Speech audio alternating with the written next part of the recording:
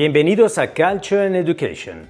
Hoy nos adentramos en el universo de un hombre que construyó un mundo narrativo capaz de marcar a generaciones de lectores. Viajamos a la costa caribeña de Colombia para descubrir la vida del gran representante del realismo mágico, Gabriel García Márquez.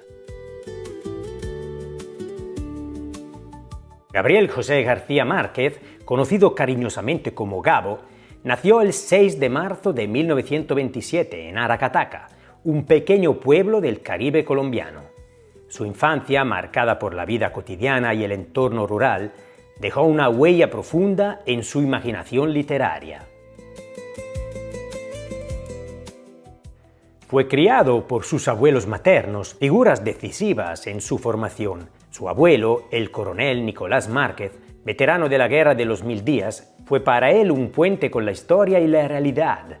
Le hablaba del pasado, de la violencia y de los cambios del país. Su abuela, Tranquilina Iguarán, en cambio, narraba historias de fantasmas, presagios y supersticiones con total naturalidad, como si formaran parte de la vida cotidiana. De esta convivencia entre memoria histórica y relato fantástico, nació el estilo que más tarde se asociaría al realismo mágico.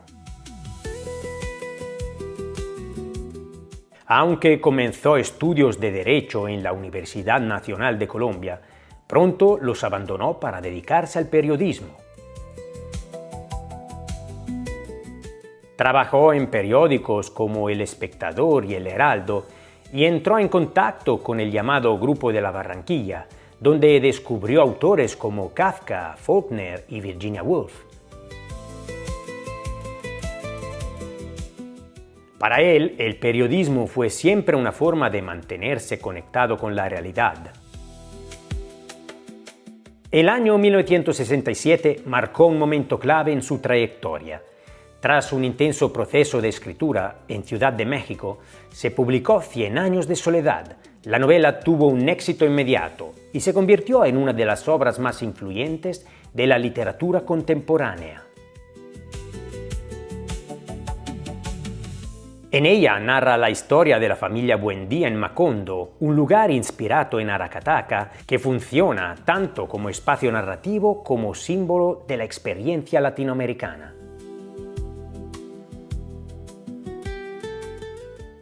En su obra, la soledad aparece como un tema recurrente. Se manifiesta en distintos personajes y situaciones, desde la espera del coronel en El coronel no tiene quien le escriba, hasta la relación tardía en el amor en los tiempos del cólera. Esta idea refleja también una visión más amplia de América Latina y su compleja relación con la historia. En 1982 recibió el Premio Nobel de Literatura, otorgado por la Academia Sueca, por su capacidad de integrar lo fantástico y lo real en una narrativa que representa la vida de un continente. En su discurso titulado La soledad de América Latina, destacó la riqueza cultural y la complejidad histórica de la región. Además de su obra literaria, mantuvo un fuerte compromiso político y social. Su relación con Fidel Castro fue conocida, al igual que su implicación en iniciativas de diálogo en Colombia.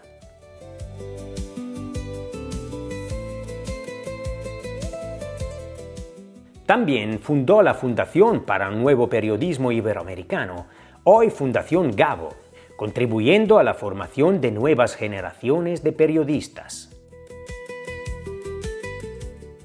En sus últimos años publicó sus memorias, Vivir para contarla, donde reflexiona sobre su vida y su vocación narrativa.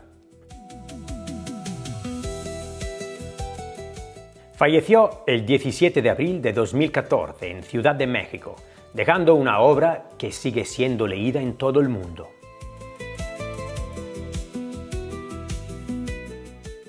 Gabriel García Márquez dejó una forma de contar el mundo que sigue viva en sus lectores. Su universo narrativo continúa atrayendo a nuevas generaciones que descubren en sus páginas una mezcla única de memoria, imaginación y realidad.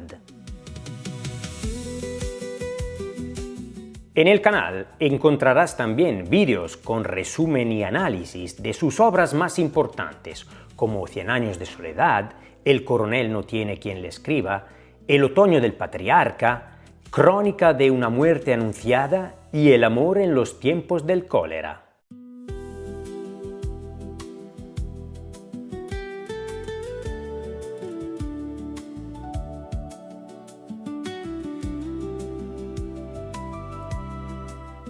Si te ha gustado este recorrido por su vida y su obra, suscríbete a Culture & Education, activa la campanita y cuéntanos en los comentarios qué obra de García Márquez te ha impactado más.